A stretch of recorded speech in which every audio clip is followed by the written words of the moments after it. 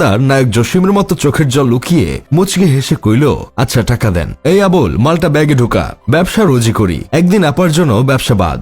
দোকানদারের এই কথা শুনে আমি জায়েদ খানের মতো বোকাচন্দ্র হয়ে গেলাম। চিন্তা করেন ভাই অবস্থাটা, 4000 টাকার জিনিস 600 টাকায় কিনে আনছে। আমি আপনি হলে কি করতাম? কম করে হলেও দোকানদারকে 3000 টাকা দিয়ে আসতাম। শুধু তাই না, মেয়েরা আপনাকে নিয়ে 3 ঘন্টা ঘোরাঘুরি করে একটা জামা পছন্দ করবে, তারপর 50 টাকার জন্য সে জামা কিনবে না। দরকার পড়লে 100 টাকা রিক্সা ভাড়া দিয়ে অন্য শপিং মলে যাবে, তবুও 50 টাকা দিবে না। আমি আপনি কি করি? যেটা পছন্দ হয়েছে সেটা 200-300 টাকা বেশি দিয়ে হলেও কিনে ফেলি। তাছাড়া মেয়েরা জামা কেনার পরেও আরো 10টা জামা দেখে, তারপর যেটা কিনছে সেটা নিয়ে কনফিউশনে ভোগে এটা নিবে কি নিবে না। সেদিন দেখলাম এক দোকানের সামনে বড় করে লেখা মেয়েদের প্রবেশ নিষেধ। প্রথমে ভেবেছিলাম দোকানদার বোধহয় খুব ধার্মিক মানুষ, তাই এমন নিয়ম করছে। পরে শুনে আসল কারণটা জানলাম। মেয়েরা দোকানে ঢুকেই 1000 টাকার জিনিসে 200 টাকা প্রস্তাব দেয়। দোকানদার রাজি হয় না, মেয়েরাও কিনে না। এভাবে ঘন্টার পর ঘন্টা দরাদরি করে শুধু সময় নষ্ট হয়। তাই ঝামেলা এড়াতে দোকানদার একেবারে মেয়েদের প্রবেশই বন্ধ করে দিয়েছে। আমার বন্ধু কেরামত তার গার্লফ্রেন্ডের জন্য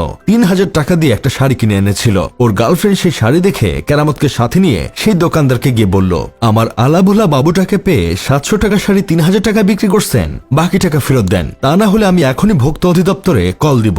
এই কথা শুনে দোকানদারের হালুয়া টাইট হয়ে গিয়েছিল, বাকি 2300 টাকা ফেরত দিয়েছে। যাই হোক, শেষমেশ আমি গোলাম হোসেন একটা কাজের কথা কই, শপিং করার সময় সাথে একজন মেয়ে মানুষ অবশ্যই রাখবেন। সময় বেশি লাগলেও জিনিস যেটা কিনবেন সেটাতে ঠকবেন না।